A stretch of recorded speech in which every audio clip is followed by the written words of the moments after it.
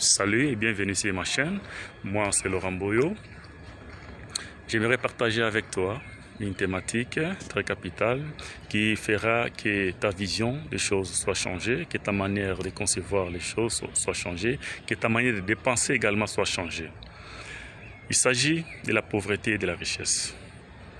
Nous l'avons intitulé de la manière suivante. Es-tu riche ou pauvre? La pauvreté et la richesse constituent un état d'esprit. Lorsque mentalement on se dit pauvre, on risquera de s'éterniser pauvre. Lorsque mentalement on se dit riche, on risquera d'atteindre les caps dont on veut de devenir riche. Alors, pour nous permettre de comprendre ces concepts, passons d'abord à la classification. Nous avons 4 niveaux de conception. Il y a des pauvres chroniques, nous avons des pauvres équilibrés, nous avons des pauvres moyens et enfin nous avons des riches.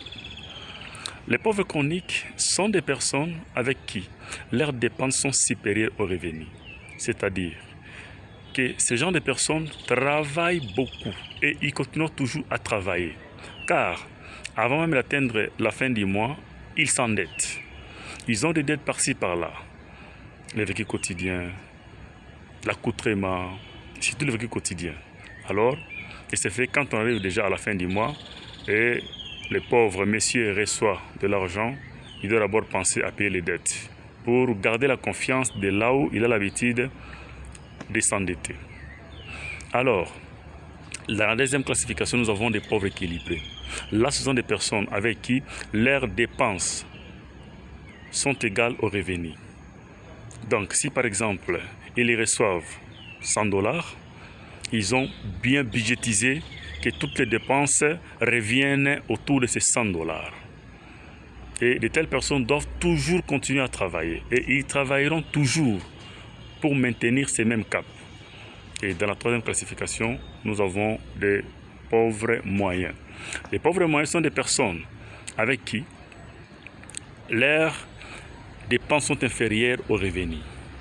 Par là, je peux illustrer par un exemple. Si il reçoit $500 de salaire, il utilise $400 et les $100 là constituent une réserve bien déterminée. Et cette réserve-là permettra à résoudre un problème ultérieur. Et ces gens de personnes doivent toujours continuer à travailler. Ils travailleront toujours pour garder ces mêmes caps. Et dans la quatrième classification, ce sont des riches. Les riches, au fait, ce sont des personnes qui ne travaillent pas pour l'argent, mais c'est l'argent qui travaille pour eux.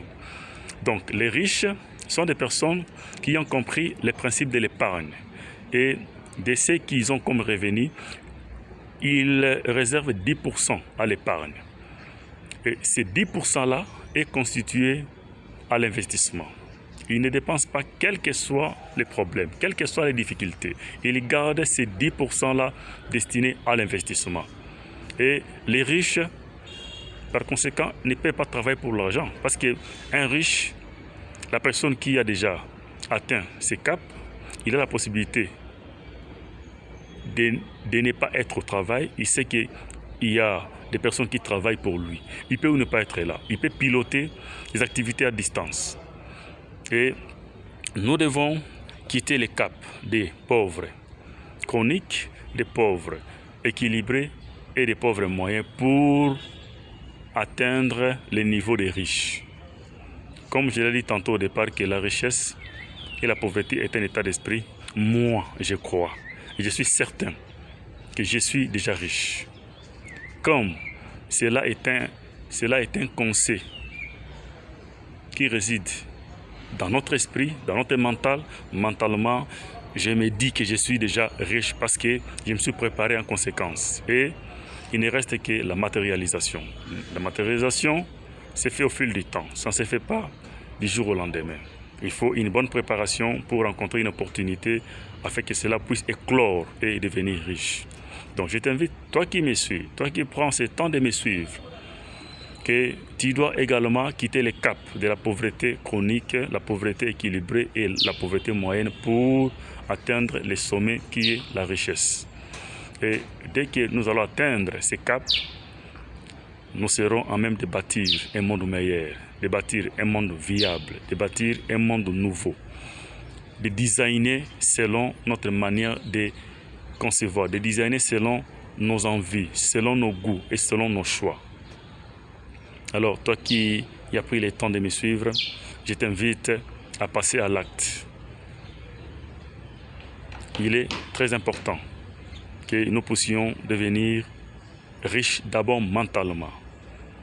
Et du point de vue physique, ça se manifestera au fil du temps. Il est très nécessaire. Alors, comme tu as pris le temps de me suivre, je t'invite à faire de même.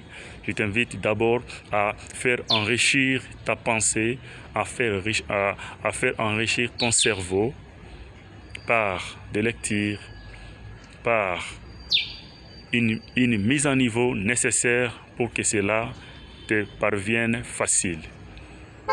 Ensemble unis, certes, nous vaincrons. Que Dieu bénisse notre RDC.